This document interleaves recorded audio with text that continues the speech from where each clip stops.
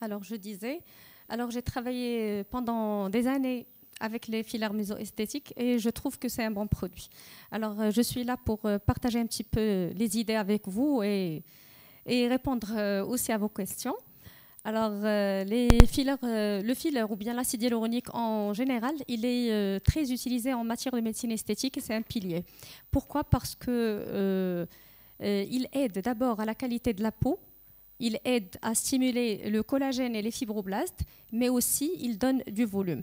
Donc, Mésoesthétique, ils ont fait le point pour donner un produit qui est pur, qui a une viscoélasticité qui est très très bien, un swelling factor qui est très faible pour ne pas déformer, pour ne pas avoir de l'œdème par la suite, pour ne pas avoir des réactions exagérées.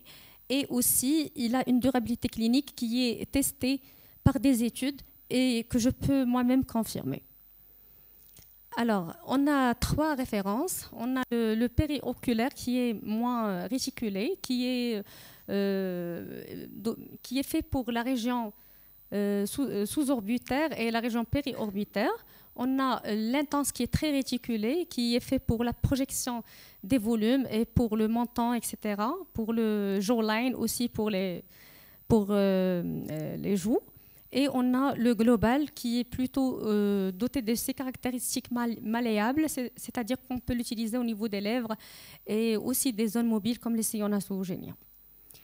Alors, les produits de comblement, ils sont généralement biocompatibles, ce qui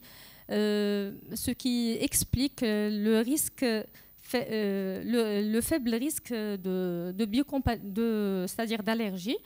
Ils sont totalement résorbables, on peut les utiliser une seule fois, une seule séance, ça donne des résultats qui sont immédiats et voilà une satisfaction immédiate des patients. Bien sûr, quand ils sont bien injectés et dans leur place avec un bon produit. Alors, bien sûr, on a l'acide hyaluronique qui est présent dans tout le corps, notamment dans les articulations, les yeux, mais il est concentré dans la peau à 56%. Ce qui explique son hydratation, son élasticité et sa fermeté. Alors, le risque d'allergie qui est très faible, il est expliqué par la répétition des mêmes disaccharides. Et du coup, on aura une fonction de structure pour la peau et aussi une fonction de volume quand on veut donner du volume, mais aussi quand on veut projeter ou bien quand on veut lifter.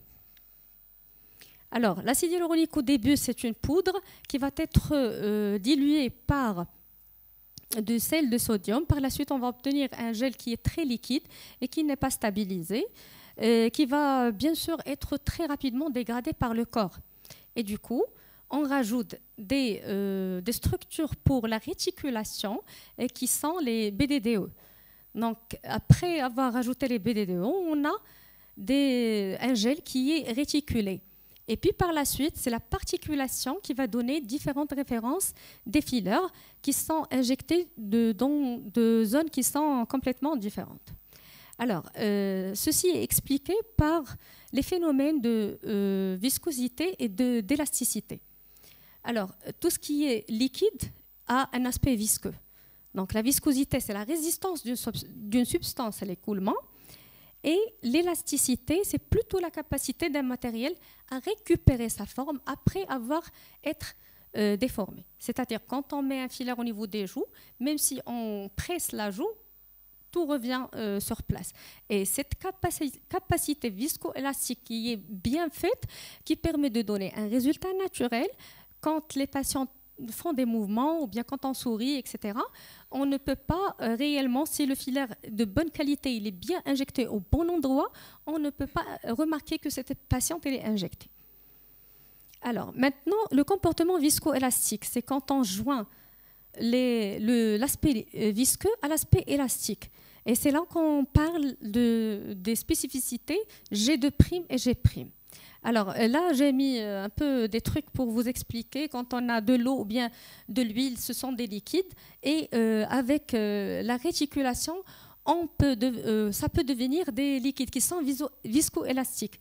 Par exemple, ici, on a la colle ou bien un gel douche. C'est vrai que c'est liquide, mais pas très liquide. par contre, ça aussi, ce sont des gels, le beurre de cacahuète ou bien la gélatine. Ça aussi ont un aspect gélatineux, mais qui est un peu plus consistant. Ce qui explique le comportement viscoélastique différent des différents produits qu'on trouve sur le marché.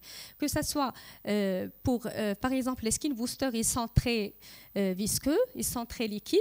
Et quand on passe aux filaires qui sont un petit peu plus réticulés, donc on a un comportement viscoélastique avec des G', G' qui sont plus élevés. Et quand on passe aux filaires qui sont très réticulés, qui sont dédiés pour les zones qui sont immobiles ou bien pour donner plus de volume, donc on a le contraire, une viscoélasticité qui est très élevée. Voilà, donc les liquides viscoélastiques, on a un G2' qui est faible et un G' qui est faible. Pour les autres solides qui sont un peu plus réticulés, c'est le contraire. Donc, on a un G2' et G' qui est élevé. Donc, je pense que vous avez déjà compris ça. Je passe aussi. Donc, on a 3 références. En matière de filaire mésoesthétique, on a le périoculaire, qui n'est pas vraiment très réticulé, qui est, même à l'injection, il est un petit peu fluide. On a le global, qui vient un peu plus réticulé, et on a l'intense qui est un peu plus réticulé et qui est un peu plus difficile à injecter. Donc, pour le périoculaire, il est souple, il est de faible densité, il est très fluide. Le global, c'est un intermédiaire, et l'intense, il est plus ferme. Alors, les filaires mésoesthétiques, ils ont adopté la technologie d'Enzymatrix qui va un petit peu donner une réticulation qui est de très bonne qualité et de l'acide hyaluronique libre qui est très bas et des résidus de BDDE qui sont très bas aussi.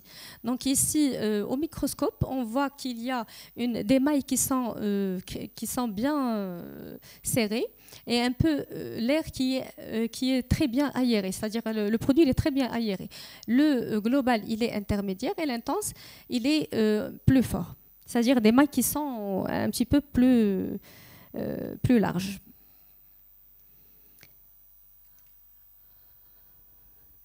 Donc, il y a aussi l'alcalinité et la température qui définit la qualité du produit.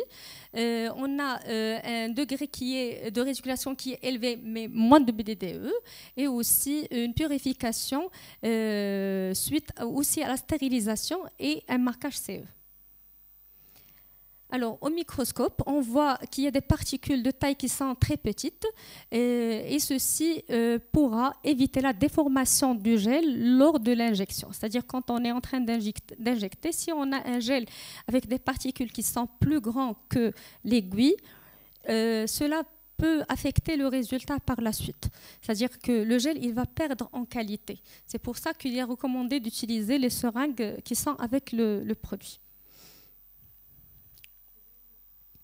Le swelling factor, c'est-à-dire la capacité du liquide à retenir de l'eau. Donc, ce facteur, il est bas dans les filaires de mésoesthétique, ce qui permet de donner un bon résultat visible dès l'injection. C'est-à-dire qu'on ne va pas s'attendre à une réaction œdémateuse, inflammatoire par la suite, ou bien qu'on va surcorriger par la suite, se retrouver avec un résultat qui n'est pas du tout naturel. Alors que maintenant, dans notre vie quotidienne, la plupart des patientes, ils reviennent pour nous dire qu'ils veulent vraiment un résultat naturel et qu'ils ne veulent pas être remarqués et qu'ils ne veulent pas que les gens sachent qu'ils sont injectés. Alors, pour ce qui est la durabilité et la demi-vie du produit. Donc ça, c'est avant d'injecter le produit. Et à l'échographie, après l'injection, et puis 6 mois après, on voit que le produit il est toujours là. Mais ce qui est bien, ce qui est extraordinaire, c'est-à-dire après 9 mois, après 9 mois ou bien après 12 mois, on voit qu'il y a une intégrité extraordinaire avec les tissus. Et puis aussi un début de formation du tissu conjonctif. Et ceci va permettre d'améliorer la qualité des tissus et la qualité de la peau. Et même après la dégradation du produit, on voit qu'il y a toujours une peau qui est ferme et bien tendue. Donc on n'aura pas de relâchement par la suite, ou bien on ne va pas retrouver le même creux qu'on avait avant.